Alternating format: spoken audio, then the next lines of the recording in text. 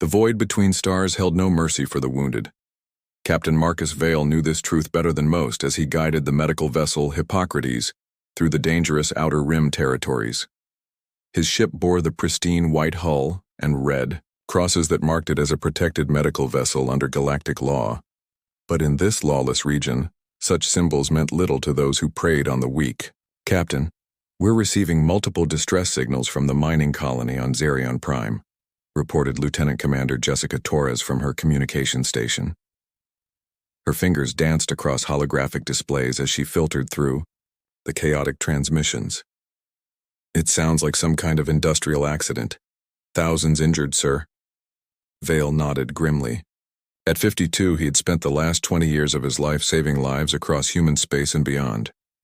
His weathered face bore the lines of countless sleepless nights spent in surgery bays and trauma wards. The Hippocrates was his pride, a state-of-the-art medical frigate equipped with the most advanced healing technology humanity had developed. "Set course for Xerion Prime, maximum safe speed," he ordered. "Dr. Williams, prep all surgical bays. We might be dealing with crush injuries, burns, and radiation exposure." Dr. Patricia Williams, the ship's chief medical officer, was already moving toward the medical decks. At 38, she had earned her reputation treating casualties in 3 different conflicts. "Already on it, Captain. The automated surgical units are warming up, and I've got my team preparing emergency supplies." The Hippocrates accelerated smoothly through space, its advanced engines humming with quiet efficiency. The ship was designed for speed and maneuverability, allowing it to reach crisis zones faster than traditional hospital ships. What the pirates stalking them didn't know was that every system aboard had been built with one philosophy in mind: nothing would stop them from saving lives. Hours passed as they traveled deeper into dangerous territory. The crew worked with practiced efficiency, knowing that every minute counted when lives hung in the balance. Chief Engineer David Park monitored the engines while Navigation Officer Emma Rodriguez plotted the safest route through asteroid fields and known pirate hunting grounds. It was Rodriguez who first detected the anomaly. "Captain, I'm picking up 3 ships on an intercept course. They're not broadcasting any identification codes and their weapon signatures are hot." Vale felt his stomach tighten. "Pirates?" "Most likely, sir. They're running silent except for their drive signatures. Classic hunting formation." The bridge fell silent except for the gentle hum of life support systems. Everyone knew the stories of medical ships being attacked despite their protected status. Pirates didn't care about galactic law when there were valuable medical supplies to steal and ships to sell. "Open a channel," Vale ordered. "Let them know who we are and where we're going." The response came quickly, but it wasn't what they hoped for. A harsh, guttural voice filled the bridge, speaking in heavily accented standard. "Medical ship, you will stop engines and prepare for boarding. Your cargo belongs to the Brotherhood of the Void now." The main screen flickered to life, showing the bridge of the lead pirate vessel. Captain Vex Korath stood before them, his scarred face twisted in a cruel grin. The Xalanthan pirate was known throughout the Outer Rim for his ruthlessness. His red-scaled skin bore the ritual scars of his warrior culture, and his yellow eyes gleamed with predatory intelligence. "I am Captain Vale of the medical vessel Hippocrates," Vale responded calmly. "We are responding to a medical emergency on Xerion Prime. Under Article 7 of the Galactic Medical Accord, we are protected from interference during emergency medical operations." Korath's laugh was like grinding metal. "Your human laws mean nothing in the void, little healer. You carry supplies worth millions on the black market. Surgical equipment, pharmaceuticals, medical nanobots. All very valuable to those who can't afford your precious human medicine." The pirate captain leaned closer to his screen. "Here's what will happen. You will surrender your ship and cargo. My crew will take what we need, and perhaps we will let your medical team live to serve us. Refuse, and we will take everything. Anyway, after we crack your hull open." Vale looked around his bridge at the faces of his crew. He saw fear, yes, but also determination. These were people who had dedicated their lives to healing, who had sworn oaths to do no harm. But they were also human, and humans had never learned to back down when innocent lives were at stake. "Dr. Williams to bridge," came the voice over the intercom. Captain, I can hear what's happening up there. Sir, there are thousands of people dying on Zirion Prime. Every minute we delay, more lives are lost. Vale closed his eyes for a moment, then opened them with new resolve. When he spoke, his voice carried the weight of absolute conviction. Captain Korath, I'm going to explain something to you. This ship and everyone on it has sworn an oath to preserve life.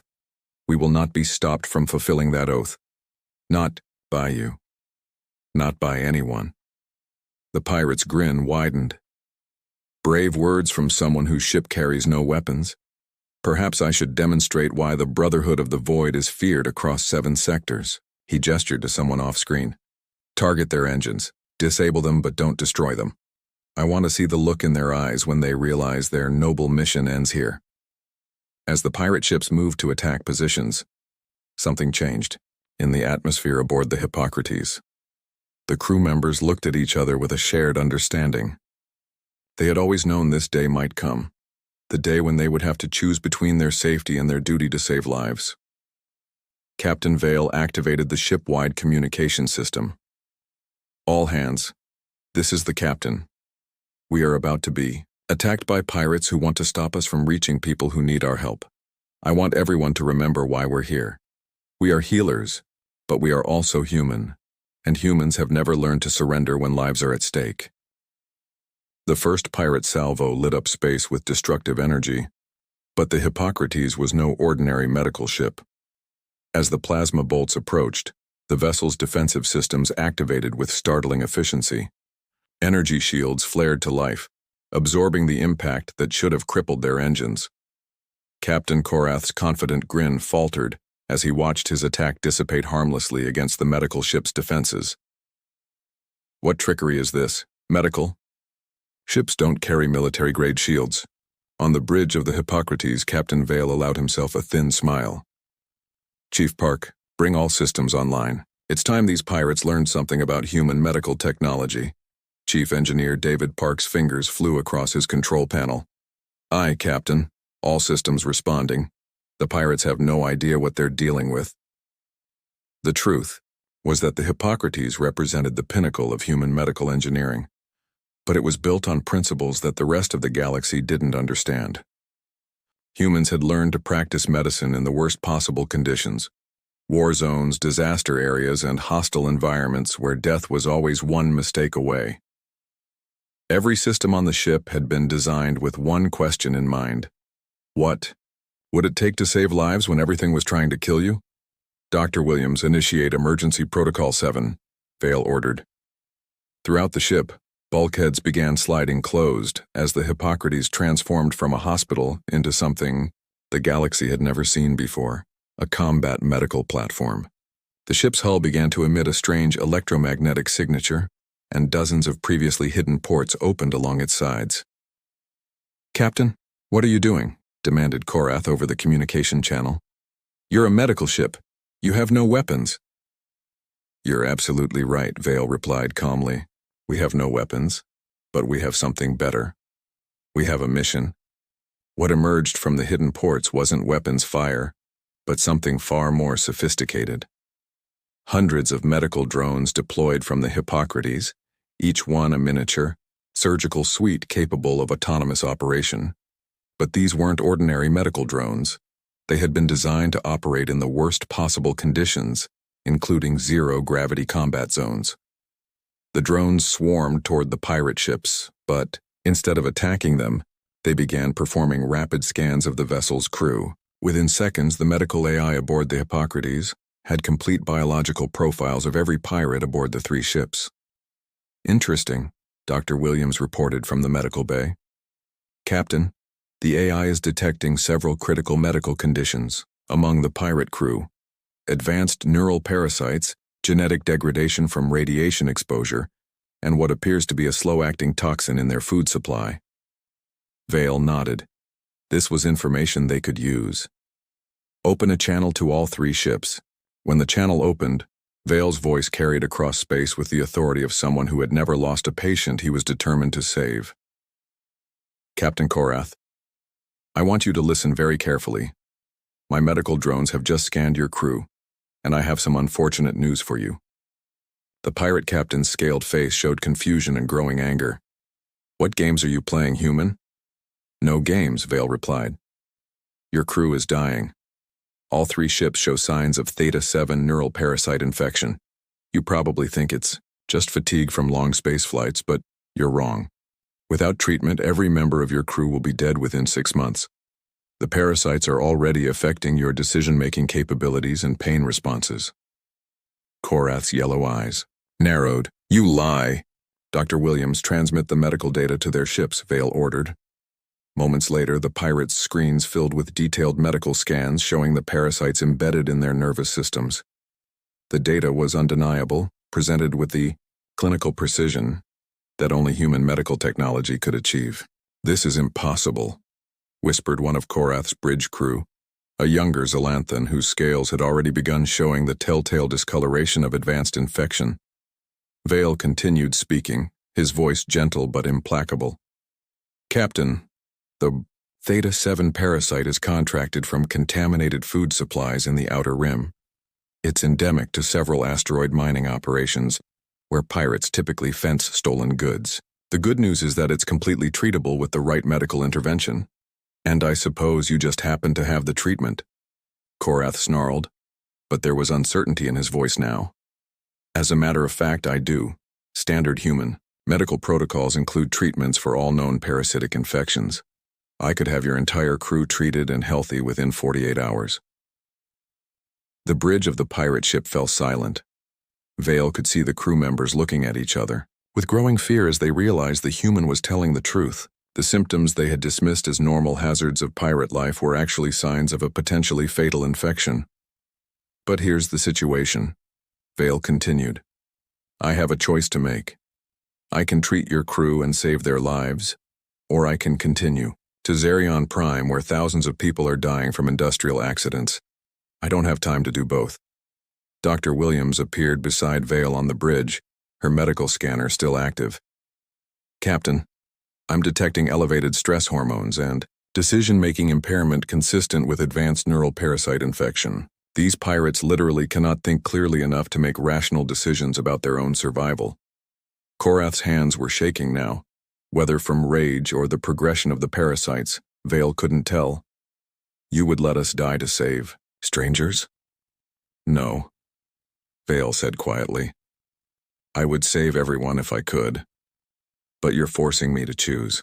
Every minute you delay me, more people die on Xerion Prime. Every minute your crew goes without treatment, the parasites spread further through their nervous systems." The captain of the second pirate ship, a cybernetically enhanced human named Marcus Steele, broke into the conversation. "Korath, look at the data. My entire crew is infected. We've been making increasingly irrational decisions for months. Remember the Centauri raid? We should have taken that merchant vessel easily, but we made tactical errors that nearly got us killed. The parasites affect judgment and risk assessment," Dr. Williams added helpfully. "That's why you attacked a medical ship in the first place. A healthy crew would have recognized the political and practical risks of such an action." Vale watched as understanding dawned on the pirates' faces. They were seeing their recent failures in a new light, realizing that their declining success rate wasn't due to bad luck or stronger opposition, but to their own compromised mental state. "I'll make you a deal," Vale said. "Let us pass to Xerion Prime. While we're treating the casualties there, I'll prepare treatment protocols for your crews. When we're finished with the medical emergency, we'll meet at a neutral location and treat your people. No charges, no questions asked. Medical oath supersedes everything else." Captain Korath stood silently for a long moment, his infected mind struggling to process the decision. Finally, his youngest crew member, the one whose scales showed the most advanced symptoms, spoke up. "Captain, we have to trust them. If they're right about the parasites, we're all dead anyway." The journey to Xerion Prime took 6 hours, but they were the most tense 6 hours Captain Vale had experienced in years. The 3 pirate ships maintained formation alongside the Hippocrates, creating an unlikely convoy through the dangerous Outer Rim territories. During the flight, Dr. Williams worked tirelessly to prepare treatment protocols for both the mining accident casualties and the parasite-infected pirates. Captain, Lieutenant Commander Torres reported from her station, we're receiving new transmissions from Xerion Prime. The situation is worse than initially reported. The industrial accident triggered a cascade failure in their atmospheric processors. They're not just dealing with injuries now, they're looking at potential colony-wide suffocation. Vale felt the familiar weight of responsibility settle on his shoulders. 20,000 colonists were depending on them, and every minute of delay brought them closer to catastrophe. Dr. Williams, what's our ETA for treatment preparation? For the colonists? I can start emergency procedures immediately, upon arrival. For the pirates? She paused, consulting her medical tablets. The neural parasite treatment is complex. It requires precise bio-neural adjustment therapy. Minimum 8 hours per patient if we want to avoid permanent brain damage. Through the communication channel that had remained open, Captain Korath's voice carried a note of growing desperation. Human Captain, my crew reports increasing symptoms. Hallucinations, memory loss, severe headaches. If your doctor is correct about the timeline, some of my people may not survive the 6 months you mentioned. Vale exchanged glances with Dr. Williams, who nodded grimly. He's right, Captain. The advanced cases show signs of critical neural degradation. Without immediate intervention, they'll start suffering permanent cognitive damage within days. The ethical dilemma was clear. Vale had sworn an oath to preserve life, but he was being forced to choose between saving 20,000 colonists or ensuring the pirates received the complex treatment they needed to prevent brain damage. The choice should have been obvious, but something about the situation bothered him. Dr. Williams, run a full analysis on those pirate medical scans again. Something doesn't add up. As the doctor worked, navigator Emma Rodriguez called out from her station. Captain, I'm detecting something unusual about our escort. The pirates' flight patterns are too precise, too coordinated for crews suffering from severe cognitive impairment. Vale's eyes narrowed. Explain. Sir, they're maintaining perfect formation flight, responding to navigation hazards with split-second timing, and their communication protocols are textbook perfect. These aren't the actions of crews with compromised decision-making abilities. Dr. Williams looked up from her analysis, her face pale. Captain, I need to speak with you privately. They moved to Vale's ready room, a small chamber adjacent to the bridge that served as his office and private conference space. Once the door sealed, Dr. Williams activated privacy shields to prevent their conversation from being monitored. Captain, the medical scans are accurate. The pirates are infected with neural parasites. But there's something I didn't mention on me. The bridge. She called up a holographic display showing the parasitic organisms in detail. These aren't naturally occurring parasites. Vale studied the microscopic creatures floating in the hologram. What do you mean? Look at the genetic structure. These organisms show clear signs of artificial modification. Someone engineered these parasites specifically to target the neural pathways that control aggression and risk assessment. The implications hit Vale like a physical blow.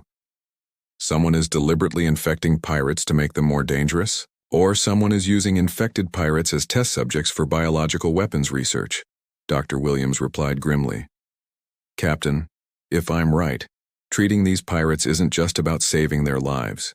We might be dealing with evidence of illegal bioweapons development. Before Vale could respond, the ship's alarm system activated. Torres's voice came over the intercom. Captain, to the bridge immediately, we have a problem. They rushed back to the bridge to find the main screen displaying a massive space station that hadn't been there minutes before. The structure was clearly of alien design, its dark hull bristling with weapon emplacements and sensor arrays. It just decloaked directly in front of us, Torres reported. Captain, this station isn't on any of our charts. It's been hidden. Chief Engineer Park's face was grim as he studied his sensors. Captain, that station is actively scanning our ships, and I'm detecting the same biosignatures we found in the pirates. Whatever infected them, it came from that station. Captain, Korath's voice crackled over the communication system, but now it carried a different tone entirely. The confusion and desperation were gone, replaced by cold calculation. Medical ship Hippocrates, you will dock with the research station immediately. Your medical expertise has been requested for an important project. Like hell we will, Vale responded. Korath, what is that station? How do you know about it? The pirate captain's laugh sent chills through the bridge crew. My apologies for the deception, Captain Vale. But you see, we needed to get you here voluntarily. A medical ship responding to an emergency is much less suspicious than one being forced to a secret location. Dr. Williams grabbed Vale's arm. Captain, the neural parasites. They're not causing cognitive impairment. They're causing behavioral modification. The pirates aren't sick. They're being controlled. The pieces fell into place with horrifying clarity.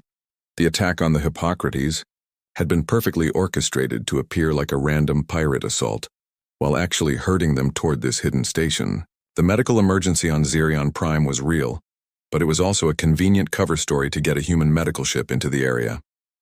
Who are you working for, Korath? Vale demanded. Let's just say there are parties very interested in human medical technology, the pirate replied. Your reputation for innovative trauma treatment has attracted attention from researchers who prefer to work without the constraints of galactic medical ethics boards. Lieutenant Commander Torres was already working at her station. Captain, I'm detecting human life signs aboard that station. Dozens of them. They appear to be held in medical containment units. The situation was now clear.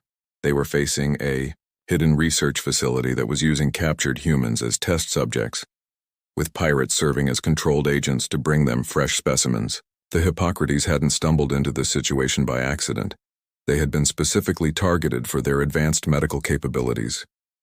Dr. Williams, Vale said quietly, how long would it take to develop a countermeasure for those neural parasites?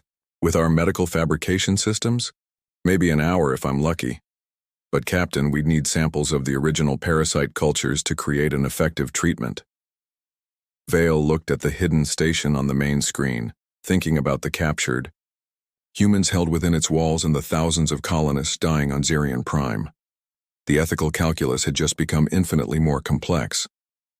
Torres, send a coded message to Xerion Prime. Tell them we've been delayed by pirates but are en route. Include our current coordinates and a request for any available medical support ships. He turned to his chief engineer. Park, I need you to prepare the Hippocrates for combat operations. The engineer's eyes widened. Sir, we're a medical ship. We don't have weapons. Vale's smile was cold as space itself. Mr. Park, we're about to demonstrate why human medical technology is the most dangerous innovation in the galaxy. We're going to perform surgery on that station. The transformation of the Hippocrates from medical vessel to combat platform began with a single command from Captain Vale. Throughout the ship, systems that had been designed to save lives began adapting to a new purpose: the surgical removal of a cancer from the galaxy itself. Dr. Williams, I need you to understand something, Vale said as they prepared for what was to come. We're not abandoning our medical oath, we're extending it. Every human being held captive on that station is a patient who needs immediate rescue. The research they're conducting threatens innocent lives across the galaxy. Sometimes the only way to heal is to cut out the disease. Chief Engineer Park worked frantically at his station, his fingers dancing across controls that were activating systems most medical ships didn't possess. Captain, the fabrication units are online. Dr. Williams's specifications for the anti-parasite countermeasure are being processed now. What the pirates hadn't realized was that human medical ships were built to operate in the worst possible conditions: war zones, disaster areas, and hostile environments where traditional medicine would be impossible. Every system aboard the Hippocrates had been designed with adaptability in mind. The ship's surgical fabrication units, normally used to create custom medical implants and surgical tools, began producing something entirely different: aerosol dispensers, filled with Dr. Williams' anti-parasite compound. The medical drones designed to perform surgery in zero gravity were being reprogrammed for a new kind of precision operation. Captain Korath, Vale announced over the communication channel, I want you to listen very carefully. Dr. Williams has just synthesized a compound that will neutralize the neural parasites controlling your crew. We're going to deploy it whether you cooperate or not. The pirate captain's controlled demeanor cracked slightly. You cannot interfere with the research station's operations. The consequences will be severe for your entire species. The only consequence I'm concerned about, Vale replied, is what happens to the people suffering because we're having this conversation instead of doing our jobs. Lieutenant Commander Torres looked up from her station with excitement. Captain, I've been analyzing the station's design. It's not as heavily defended as it appears. Most of those weapon emplacements are designed to prevent escape, not to repel attackers. They never expected anyone to come looking for their prisoners. Navigator Rodriguez added her own observations. The station's positioning is also telling. It's hidden in the sensor shadow of that asteroid field, but that also limits their ability to call for reinforcements without exposing their position. Vale nodded. The station's builders had prioritized secrecy over defense, which gave the Hippocrates a tactical advantage they could exploit. Dr. Williams, how are we doing on the countermeasure? First batch is ready for deployment. Captain, I need you to understand that once we release this compound, the pirates are going to experience rapid neural recalibration. They'll remember everything they've done while under the parasite's influence. The psychological trauma could be severe. Better traumatized and free than controlled and enslaved, Vale replied grimly. Deploy the countermeasure. The medical drones launched from the Hippocrates like a swarm of silver insects, each one carrying payloads of the anti-parasite compound. They moved with the precision of surgical instruments, targeting the life support intakes of all 3 pirate vessels simultaneously. Within minutes, the effects were dramatic. On the main screen, they could see the bridge of Korath's ship as the pirate captain suddenly staggered, his hands clutching his head. Around him, his crew members were experiencing similar reactions as the neural parasites died and their natural brain chemistry reasserted itself. What have you done to me? Korath's voice was raw with anguish. I remember everything. The things I've done, the people I've hurt. It wasn't me, but it was my hands, my voice. Dr. Williams spoke gently over the communication channel. Captain Korath, you and your crew have been victims of biological warfare. The parasites were controlling your behavior, making you more aggressive and blocking your natural empathy responses. What you're feeling now is your true personality, reasserting itself. On the screens showing the other pirate ships, similar scenes were playing out. Crew members who had been ruthless raiders were now confronting the memories of actions they had taken while under alien control. Some were weeping, others were catatonic with shock. Captain Vale, came a new voice from Korath's ship. It was the young Xylanthan whose scales had shown the most advanced infection signs. My name is Zix Korath. I am Captain Korath's son, and I need to tell you something important about that station. Vale leaned forward. Go ahead, Zix. Before the parasites took full control, I managed to record some information about the station's operations. They're not just experimenting on humans. They're developing biological weapons designed to target the neural systems of different species. Humans were chosen as test subjects because your neural complexity makes you ideal for testing cross-species effectiveness. The implications were staggering. If successful, the research could produce biological weapons capable of controlling or killing any sentient species in the galaxy. The Hippocrates hadn't just stumbled into a rescue situation. They had discovered a threat to all intelligent life. Captain, Torres called out urgently, the station is powering up its weapons. I think they've realized their pirate assets are no longer under control. Energy signatures began building around the hidden station as massive weapon systems emerged from concealed ports. But Vale was already ahead of them. Mr. Park, activate the emergency medical broadcast array. Throughout the galaxy, every hospital, medical facility, and emergency response center suddenly received the same message. The Hippocrates was broadcasting its location, the nature of the threat they had discovered, and a request for immediate assistance. But more than that, they were broadcasting the complete research data they had gathered about the neural parasites and the bioweapons program. Captain, what are you doing? Demanded a new voice from the station. This speaker was clearly not human, their words carrying the mechanical precision of artificial vocal systems. I'm practicing preventive medicine, Vale replied calmly. The information about your bioweapons research is now in the hands of every major medical facility in known space. Even if you destroy us, the galaxy knows what you're doing. Dr. Williams was monitoring her instruments as energy readings from the station continued to climb. Captain, they're preparing to fire. But I'm also detecting something else. The human life signs aboard the station are being moved. I think they're preparing to evacuate their test subjects. Or eliminate the evidence, Vale said grimly. It was then that Captain Korath, his mind finally clear for the first time in months, made a decision that would define the rest of his life. Medical ship Hippocrates, this is Captain Korath requesting permission to assist in your medical operations. Vale looked at the reformed pirate captain on the screen. Korath's scaled face showed the weight of terrible memories, but also a determination that hadn't been there before. What did you have in mind, Captain? My ships know the station's docking procedures. We can get you inside to reach those prisoners. And Captain? Korath's voice carried the weight of absolute conviction. I have a lot to make up for. Let me start here. The assault on the hidden research station began not with weapons of war, but with the tools of healing turned to their most desperate purpose. The Hippocrates and the 3 converted pirate ships moved through space like antibodies attacking an infection, each vessel carrying the cure for a disease that threatened the entire galaxy. Captain Vale stood on his bridge, watching as the station's defensive systems came online. Massive energy cannons emerged from hidden ports, their targeting systems locking onto the approaching ships. But the Hippocrates had one advantage the station's designers had never anticipated. It was crewed by people who had sworn an oath to preserve life at any cost. Dr. Williams, status on the prisoner locations? Vale asked.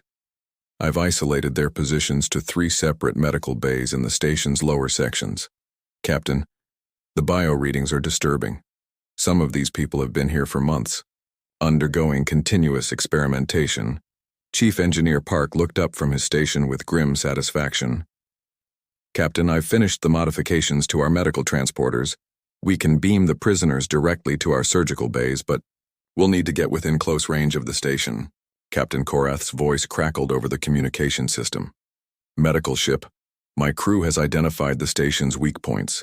The research sections have independent life support systems that can be accessed through maintenance shafts. If we can create a distraction, your medical team could reach the prisoners. Negative, Captain Korath, Vale replied. This is a medical operation, not a military assault. We're going to do this the right way. What happened next would be studied in medical schools and military academies across the galaxy for generations to come. The Hippocrates didn't attack the station with weapons. Instead, it deployed the largest medical emergency response in recorded history. Every medical drone aboard the ship launched simultaneously, creating a cloud of thousands of automated medical units. But these weren't ordinary rescue drones. Each one had been modified with Dr. Williams's anti-parasite compound, emergency medical supplies, and most importantly, recording equipment that would document everything they found. Station Commander, Vale announced over all frequencies. This is Captain Marcus Vale of the medical vessel Hippocrates. Under the authority of the Galactic Medical Emergency Response Act, I am declaring this facility a disaster zone requiring immediate medical intervention. You will cease all operations and allow medical personnel to treat the injured. The station's response was swift and violent. Energy beams lashed out at the approaching medical drones, destroying dozens of them in brilliant flashes of light. But for every drone destroyed, 10 more took its place. The Hippocrates had been designed to operate in the worst possible conditions, and it carried enough medical drones to supply emergency care to an entire planet. As the drones penetrated the station's outer defenses, they began broadcasting their findings to every medical facility in the galaxy. The images were horrific. Humans and aliens alike strapped to examination tables, their bodies showing signs of extensive surgical modification and drug testing. But worse than the physical trauma was the evidence of systematic psychological experimentation designed to break down the subject's resistance to neural parasite control. Captain, Dr. Williams called out, her voice shaking with rage. They're using the prisoners to test different strains of the parasites. Some of these people have been infected and cured repeatedly to measure the psychological effects of repeated mind control. Vale felt something cold and hard settle in his chest. In 20 years of emergency medicine, He had seen the worst that the galaxy could offer, but this systematic torture disguised as research was beyond anything in his experience. Lieutenant Commander Torres looked up from her station with excitement. "Captain, the drone swarm is having an unexpected effect. The station's defensive systems are designed to target large ships, not thousands of small moving targets. We're overwhelming their ability to respond." Navigation Officer Rodriguez added her own report. "The station is trying to withdraw deeper into the asteroid field, but their movement is being hampered by the drone swarm. Some of our medical units have actually attached themselves to the station's hull and are cutting through to reach the prisoners." On the main screen, they could see the station's hull being penetrated by medical cutting tools that had been repurposed from surgical equipment. The same lasers used to perform delicate operations were now being used to perform surgery on the station itself, cutting precisely through armor plating to reach the suffering people within. Captain Korath's reformed pirate crews were providing cover for the medical operation, their ships moving in complex patterns to draw the station's fire away from the Hippocrates. But it was Zix Korath, the young Xylanthan, who made the breakthrough that ended the siege. "Medical ship, I've accessed the station's communication logs," he announced.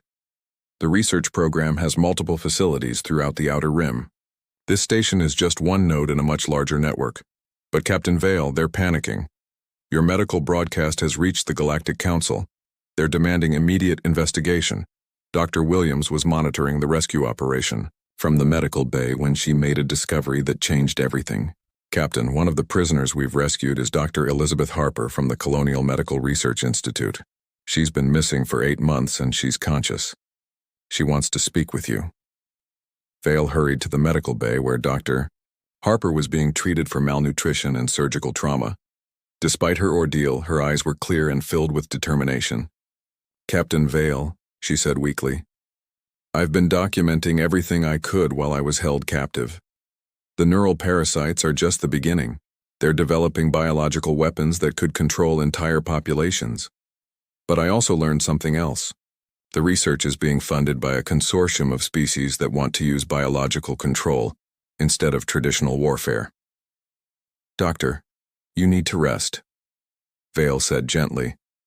"We're going to get you proper medical care." "No, you don't understand," Harper insisted. "They're not just testing on humans, they have subjects from dozens of species. And Captain, they're preparing to deploy the first weapons within days. There's a target list and Earth is on it." The implications hit Vale like a physical blow. This wasn't just about rescuing prisoners or stopping illegal research.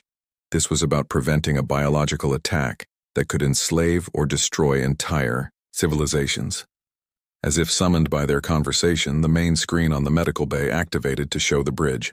Torres's voice came through the speakers. "Captain, we're receiving transmissions from Galactic Council ships.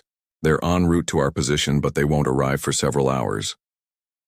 Vale looked around the medical bay at the rescued prisoners, at Dr. Williams working tirelessly to treat their injuries, and at the reformed pirates who were risking their lives to help complete strangers.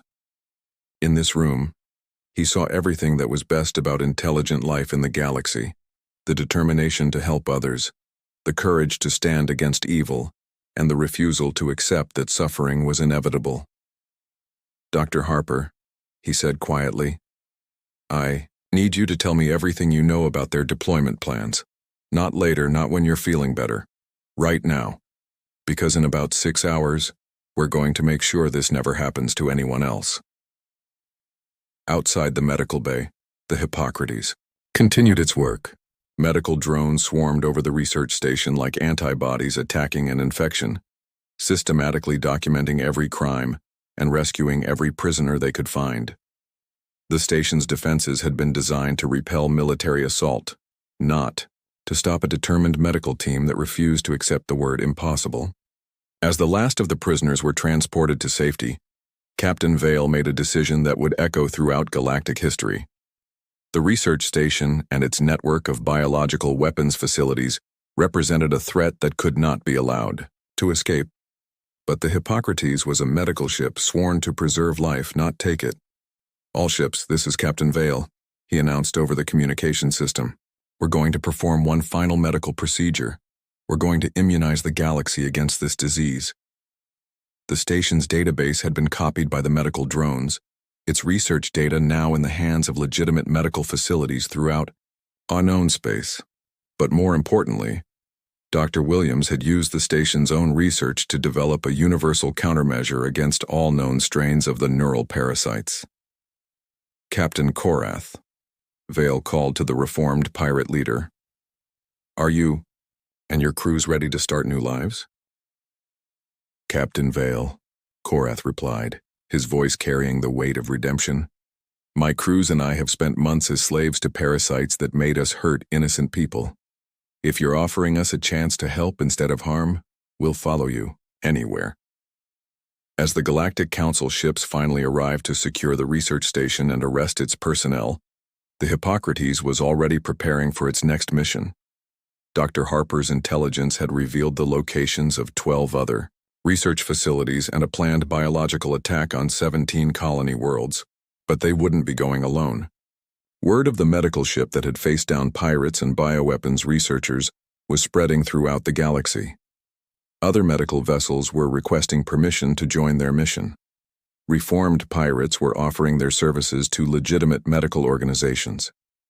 Most importantly, the galaxy had learned that sometimes the greatest strength came not from the ability to destroy, but from the absolute refusal to let others suffer. Dr. Williams found Captain Vale on the bridge as they prepared to depart for the next crisis. Captain, I've been thinking about what we've accomplished here. We didn't just rescue those prisoners or stop the bioweapons program. We proved something important. What's that, Doctor? We proved that healing isn't just about treating injuries or curing diseases. Sometimes healing means cutting out the corruption that causes the injury in the first place. Sometimes the most medical thing you can do is refuse to let evil continue, unopposed. Vale nodded, looking out at the stars that held so many worlds full of people who might need their help. Dr. Williams, I think we've just discovered what human medicine is really capable of when we stop thinking of ourselves as just healers and start thinking of ourselves as the galaxy's immune system. The Hippocrates accelerated toward its next mission, followed by its escort of reformed pirates and an ever-growing fleet of medical vessels from across the galaxy. Behind them, the research station sat empty and powerless, its crimes exposed and its threat neutralized.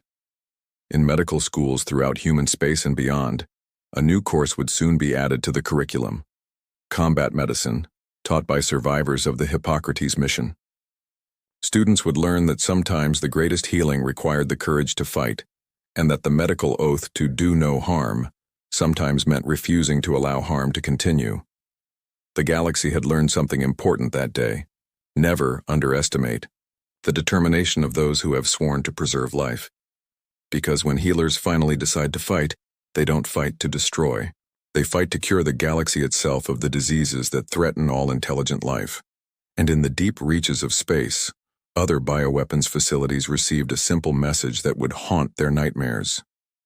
This is Captain Marcus Vale of the medical vessel Hippocrates.